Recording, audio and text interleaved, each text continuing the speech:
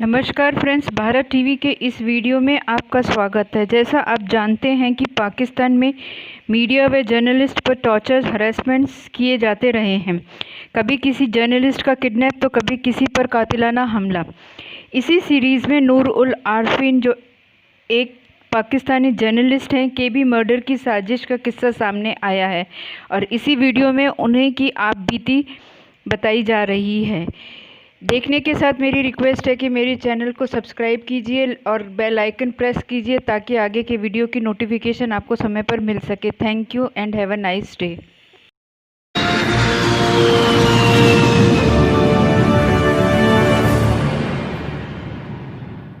कोई एक महीने पहले मेरे एक इन्वर्टेड कॉमास में चाहने वाले ने, जो मेरी सोर्स है मुत्तहदा की यानी MQM की, उसने मुझे इंटीमेट किया कि कुछ शुनीद है, कुछ मामलात हैं तुम्हारे हवाले से। मैंने सीरियस नहीं लिया क्योंकि मैंने कहा मैं तो अब कोई प्रोग्राम कर ही नहीं रहा हूँ, कोई बात ही नहीं कर रहा हूँ। मेरे अपने हिसाब से MQM is no more an issue to discuss. मैंने कहा नहीं, ये तुम्हारे साबका गुनाह हैं जिनको इस एक वक्त में, जिनकी पादाश में तुम्हें कोई सज़ा दी जाएगी निशान इबरत बनाने के लिए, और फिर कुछ और मामलात भी ज़ाहिर है कि इसमें लपेट लिए जाएंगे। अच्छा ठीक है, देखते हैं।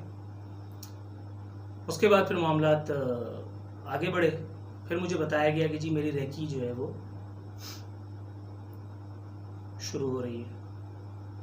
मैंने दोबारा एक और दोस्त को फ़ोन किया, मैंने उससे कंफर्मेशन चाहिए, तो वो दोस्त मेरा किसी सबब नाला था वो नाराज़गी मैंने उसकी दूर की। मैंने उससे कहा, मैंने कहा यार ये मामला ऐसा है कि जब मेरा ख्याल है नफ़रतों और नाराज़गी में गुंजाइश नहीं है। बहरहाल वो ट्रैक पे आया सीधे तरीके से। उसके बाद फिर मैंने उससे पूछा, उसने मुझे कंफर्म किया कि रेकी जो है वो मेरी हो गई है।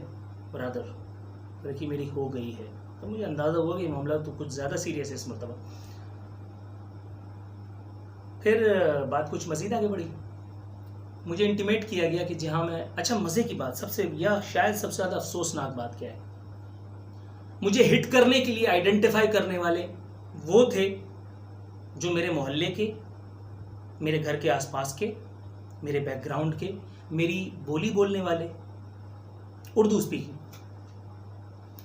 स्पीकिंग यानी मुझे मारता और उसके बाद इल्ज़ाम लगता किस पर। इसका सबसे बड़ा बेनिफिशरी कौन होता? यही लोग जो मुझे मारते। सफ़रर कौन होता? शहर के अमन अमान की फ़िज़ा ख़राब करार दे दी गई, हुकूमत अपने लोगों का तहफ़्फ़ुज़ नहीं कर सकती, इदारे क्या कर रहे हैं, एंड ऑल दैट, यही सब होना था ना। एक आदमी जो इतना ऊंचे सुरों में बात किया करता था, आपने उसकी हिफाजत का, जबकि कार्रवाई भी खुद ही कर रहे हैं। लेकिन जाहिर है कि मारने के बाद फिर रोना भी तो होता है कि सियासत का मामला भी तो है। तो ये सारी चीज़ें थीं। 3 मुकामात का जो है वो तयन किया गया। अहदाफ 3 थे, यानी हिट मुझे करना है। एक मेरा घर, दूसरा वो रास्ता जिस पर मैं अवॉइड नहीं कर सकता, मैं उस पर जाऊँगा ही जाऊँगा। ट्रैवल जो मेरी हिस्ट्री है वो देख चुके होंगे। और तीसरा वो मस्जिद जहाँ मैं जुम्मे की नमाज की अदायगी के लिए उमूमन जाता हूँ, एक तवील अरसे से। एक लड़का जो है फाजिल, लड़का कहना तो तौहीन होगी, वो जनाजा जो है फाजिल, वो मैयत गाड़ी मस्जिद पहुंची और मस्जिद पहुंचने के बाद उसने जो है वो जो तरीक़ेकार था मैं आपको वो बताता हूं कि उसने मस्जिद से, जब वो मुझे देख लेता तो उसने मस्जिद से इंटीमेशन जारी करनी थी रिजवान को। रिजवान चिकना भी कहा जाता है। आपके पैरों तले ज़मीन निकल जाएगी कि ये रिजवान कौन है। रिजवान मेरी अपनी गाड़ी की अगली नशिस्त पर बैठ करके 2-3 मरतबा मैं उसको मुख्तलिफ जगहों पर छोड़ चुका हूँ, और फिर भाई मैं वहाँ जा रहा हूँ, मुझे वहाँ छोड़ दीजिए, वहाँ छोड़ दीजिए, एक्सेट्रा एक्सेट्रा। बल्कि एक मरतबा मुझे याद आया, एक मरतबा ऐसा भी हुआ था कि जब मैं पैदल था, जब मैं बसों में सफ़र किया करता, तो इसने मुझे अपनी गाड़ी में मुझे मेरे दफ्तर छोड़ा था। ये इतना करीब, यूँ समझ लीजिए आप, दोस्त यार तो नहीं कह सकता, मतलब वाकिफ़कार। और वाकिफ़कार सहूलतकार कब बन जाए नहीं पता चलता, नहीं मालूम होता। रिजवान चिकने को अंदर मस्जिद में बैठा हुआ फाजिल जब इंटीमेशन देगा कि आरफीन मस्जिद में दाखिल हो गया है, तो रिजवान चिकने के फ़राइज़ मनसबी देखिए। उसने वसीउल्लाह को कंफर्म करना है कि आओ ठोक दो। रिजवान होटल पे, जाहिर है कि वहाँ एक चाय का होटल है, होटल पे दुनिया बैठी होती है, कोई किसी को कब नोटिस करता है। होटल पे चाय पीते पीते और आपने कंफर्म कर दिया कि आ जाओ, कार खैर अंजाम दो, चले जाओ। मैं मस्जिद से बाहर निकलूँगा और मस्जिद के बाहर ही मुझे गेट पे ठोक करके और आप घर जाके चाय पियेंगे। और जनाजे पे आकर के लोग जो है वो मुनाफ़क़त, जिनकी रोज़ी है, वो आकर के मुनाफ़क़त करेंगे कि बड़ा बहादुर बच्चा था और शहर की आवाज़ था और हम ये करेंगे और वो करेंगे, और कोई नहीं करता कुछ भी। लेकिन जब मेरे रब को ये मंजूर नहीं तो फिर आपकी प्लानिंग गई जहन्नम में। जाहिर है कि काफ़ी अरसे में फिर उस मस्जिद से मैं इज्तिनाब किया। मैंने जुम्मे की नमाज दीगर मसाजिद में पढ़ी। दूसरे हफ्ते में ये सारा मामला करीब करीब ओपन हो चुका था। कंफर्मेशन बाकी थी जो आइंदा आने वाले कुछ दिनों और कुछ घंटों में हुई। उसके बाद फिर आखिर में पहले 2 मुस्तहिकीन को, उसके बाद फिर आखिरी में जब तीसरा मुस्तहिक आया हाथ, तो उसके बाद फिर कंफर्मेशन हुई कि जी हाँ यही लोग हैं और ये सारे मामलात हैं। यहाँ 2-3 चीज़ें हैं जो मुझे अब कुछ कुछ याद आया है और जो मैंने आगे शेयर भी किया है। ये 3 लड़के सिर्फ नहीं हैं, ये 3 नहीं हैं। कुछ लोगों के नंबर्स तो मेरे मोबाइल में भी हैं। आज मैंने ट्राई जब किया तो कंफर्मेशन हो गई, क्योंकि सब ने अपने मोबाइल बंद किए हुए हैं। जो रिजवान के आसपास होते हैं, जो फाजिल के उठने बैठने वालों में हैं, या वसी जहाँ उठता बैठता है, ये सब मेरे करीब पास के हैं। ये सब वही बोली बोलते हैं जो मैं बोलता हूँ। भैया लोग हैं सब, मटर में है मेरी तरह। फ़र्क सिर्फ इतना है कि गुमराह कर दिए गए हैं। बहरकैफ मैं खटक क्यों रहा हूँ? सिर्फ इसलिए कि मैं तुम्हारा एजेंडा टो नहीं करता। तो मुझे पंजाबी इस्टेब्लिशमेंट का आला है, कार थे, फलाना थे, ठिकाना, ये सब कहते हो। भगते रहो, भोगते रहो। आज से कह रहे हो, कब से कह रहे हो, कहते रहो। मैं 1000 दफ़ा अपने प्रोग्राम्स में और मुख्तलिफ निजी महाफिल में, तकारीब में अपने मिलने जुलने वालों से और MQM के जिसको कहते हैं कि अल्ताफ़ीज़ जो मेरी सोर्सेज आज भी हैं, मैं उनसे भी ये कहता रहता हूँ। और कि यार जिस तरह से MQM के गढ़ में, कराची में ANP के वो जो 2 MPs थे या MNAs थे ना, उनका वजूद सीने में बर्छी की तरह से पैबस्त हुआ जाता था ना एक ज़माने में तुम्हारे।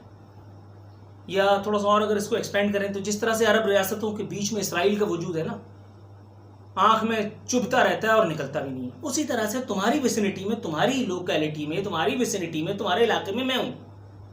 नमाज़ें पढ़ो, मुसल्ले बिछाओ कि मेरी मूंछ का बाल ना टूटे, क्योंकि ये वो दौर नहीं है कि जब क्या उसका नाम था भले आदमी का, वली खान बाबर, तुम उसको लालू खेत में मारोगे और कोई चाहते हुए भी तुम्हें कुछ नहीं करेगा जस्ट बिकॉज कि तुम हुकूमतें चला रहे हो। अकल का अंधा ही कोई ये काम कर सकता है जो तुमने किया था।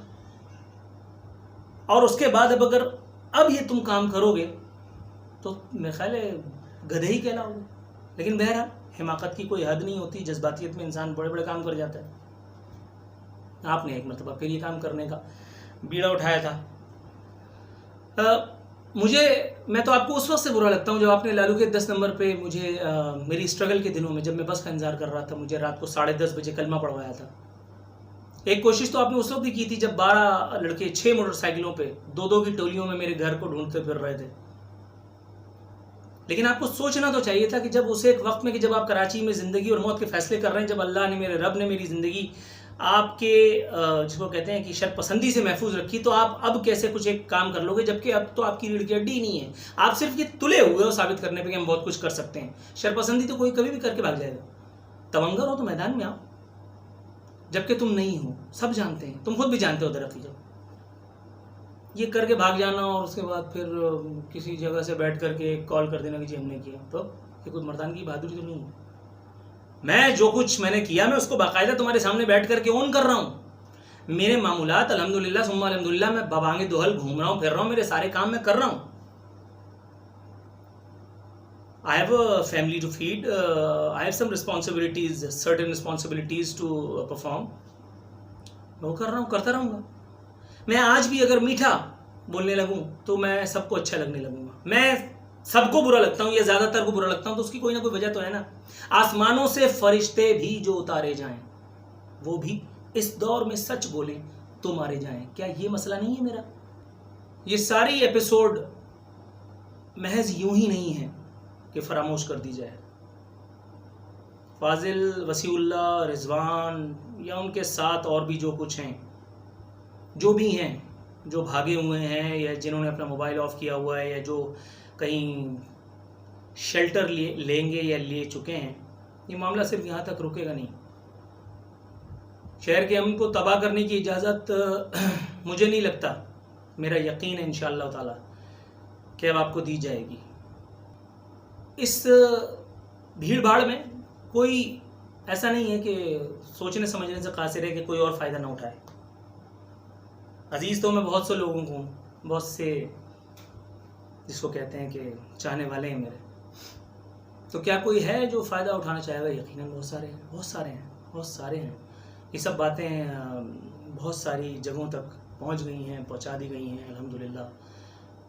पहले मैं इन सब चीज़ों को नोटिस नहीं लेता था क्योंकि मुझे लगता था कि इतना छिछोरापन तो बहरहाल नहीं किया जाएगा कि इस तरह से हाथ डाला जाए और इस तरह की कोई हरकत करके, हिमाकत करके और अपने जहल का सबूत दिया जाए। लेकिन जब आपने किया ही है तो फिर मेरा ख्याल है कि रिस्पॉन्ड करना तो बनता है। एक अच्छा काम अल्लाह ताला ने मुझसे बहरहाल करा लिया। किस किस ने मुझे कब कब कहाँ कहाँ क्या क्या पैगाम दिए हैं, क्या क्या थ्रेट्स मुझे थी, क्या क्या थ्रेट्स मैं एक्सपेक्ट कर रहा था, क्या क्या थ्रेट्स माजी में किस किस ने मुझे दी हैं, सब कच्चा चिट्ठा मैं दे चुका हूँ। इनफैक्ट चलिए बता ही देता हूँ, एक काम मैं और भी कर चुका था। एक वीडियो में तैयार कर चुका था, एक वीडियो में तैयार करके और दे चुका था। मैं अपने घर वालों को बता चुका था। वो वीडियो मेरी आखिरी वीडियो होती, मगर मेरे रब को मंजूर नहीं था सुम्मा अल्हम्दुलिल्लाह, तो इसलिए ऐसा हुआ नहीं। सच शुक्र पाक परवरदिगार आलम का कि उसने ऐसा कोई हादसा रोनुमा नहीं होने दिया। बिलीव यू मी, मेरे साथ कुछ होता, उसके बाद वो वीडियो बहुत सारे लोगों को खा जाती। कसम है उस परवरदिगार आलम की ज़ात की। मुर्दा अरफीन जिंदा अरफीन से ज़्यादा ख़तरनाक साबित होता। वो सब जो इधर उधर बिल में दुब के बैठे हैं, वो सब जो इधर उधर अपने नाम के साथ इधर उधर के लाके लगा करके और अपने तौर पर इदारों को चला रहे हैं, बेवकूफ़ बनाने की कोशिशों में लगे हैं, आवाम की आंखों में धूल झोंक रहे हैं, वो सब चीज़ें सारी मेरे पास जितनी इन्फॉर्मेशन मौजूद थी वो सब मुतल्लिका जगहों पर पहुंच चुकी हैं। अब आप अपनी खैर मनाइए।